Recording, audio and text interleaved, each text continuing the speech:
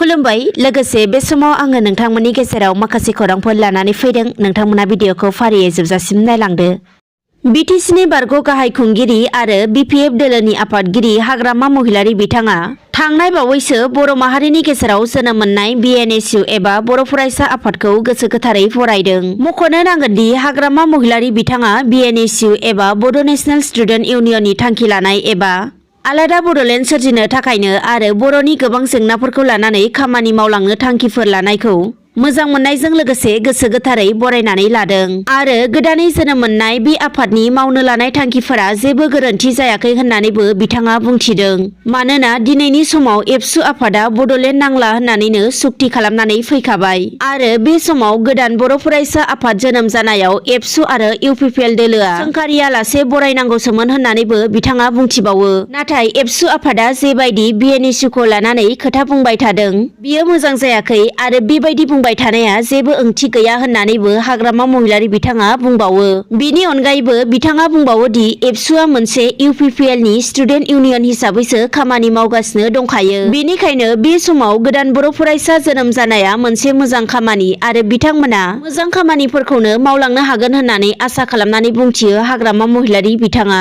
दिनै 2022 मायथाइनि 10 फेब्रुवारि अदेबानि बिटिसि गोरोबथा सान। बिटिसि गोरोबथा सानखौ बिटिसि गोरोबथा जाखांनायनि उनाव बोसोरफ्रामबो गाजा गोमजायै फालिबोबाय थानाय बायदिनो दिनैबो हाग्रामा महिलारि दैदेननाय बिपिएफ राजखान्थि दोलोआ गाजा गोमजायै फालिदों। रायखांनो नांगोनदि दिनै बे हाबाफारियाव बिटिसिनि बारग' गाहाय खुंगिरि आरो बिपिएफनि आफादगिरि हाग्रामा महिलारि बिथांनि अनगायै आसामनि बारग' मन्थ्रि प्रमिला रानी ब्रह्म बिथां आरो बिपिएफ दोलोनि गोबां दैदेनगिरि मावथि बिथांमोना बाहागो लाफैना हाबाफारिखौ गाहामैनो जाफुंसार होलाङो। बे हाबाफारियावनो आसामनि बारग' मन्थ्रि प्रमिला रानी ब्रह्मआ बाहागो लानानै गावनि बिबुंथिनि गेजेरजों बिटिसि गोरोबथाया माब्रै जायामोन बेनि सोमोन्दै फोरमायथिनानै होयो।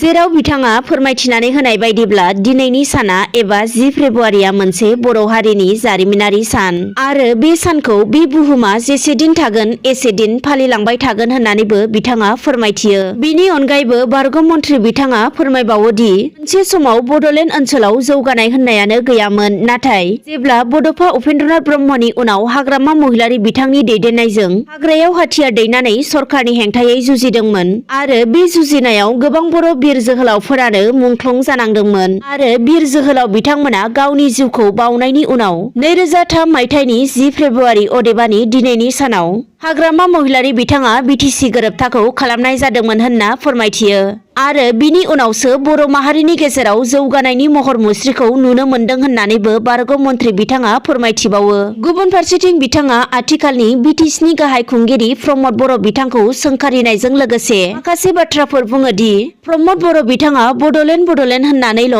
बर' रायजो राजाफोरखौ लानानै आन्दलन खालामदोंमोन एबा सोमावसारदोंमोन। नाथाय बिथाङा जेबो खस्थ' खालामाखै, खालि गावनि लिडारशिपल' लाखिनो थाखायसो प्रमद बर'आ एबसु आफादखौ बाहायबोदोंमोन होनना बिथाङा बुंथिबावो। नाथाय जुदि बिथाङा गमामायैनो आन्दलन खालाममारदोंमोनब्ला एबा बर' हारिनि थाबोनाय मोनथायखौ मोननो थाखाय सोमावसारदोंमोनब्ला दिनै बिटिसिनि मोनखानाय मोनथायफोरखौ खोमानानै गोदान एकर्ड खालामनाय नङामोन। दिनै बिथाङा थाखानायखौसो जिराब थिराब गिजि गब्लं खालामनानै गोदान एकर्ड खालामनानै लाबोदों होनना गोख्रों रावै बुंथियो बारग' मन्थ्रि प्रमिला रानीया। बेनिखायनो प्रमद बर' बिथांमोना जेबो अधिकार गैया आरो बिथांमोना मुंख्लंफोरनि जिउमाखौ आथिंजोंसो जोगारदों होननानैबो बुंथिबावो मन्थ्रि बिथाङा।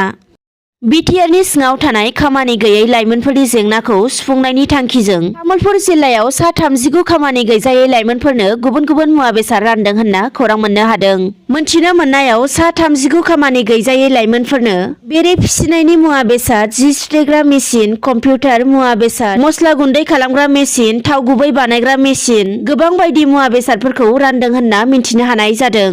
मख'नो गोनांदि बे हाबाफारियाव जिल्ला उद्योग आरो फालांगि बिफाननि मावफुं सोद्रोमा, दावबायारि बिफाननि मावफुं सोद्रोमा धर्मनारायण दास, जिल्ला उद्योग आरो फालांगि बिफाननि गाहाय सामलायगिरि धीरेन तालुकदार, एमएलए जलेन दैमारि, एमसिएलए बिजित गोरान नार्जारि बिथांमोना बाहागो लादोंमोन होनना मिन्थिनो हानाय जादों। दिनैनि मोननैसो खौरांफोरा बेखिनियानोसै। गोजोन्थों।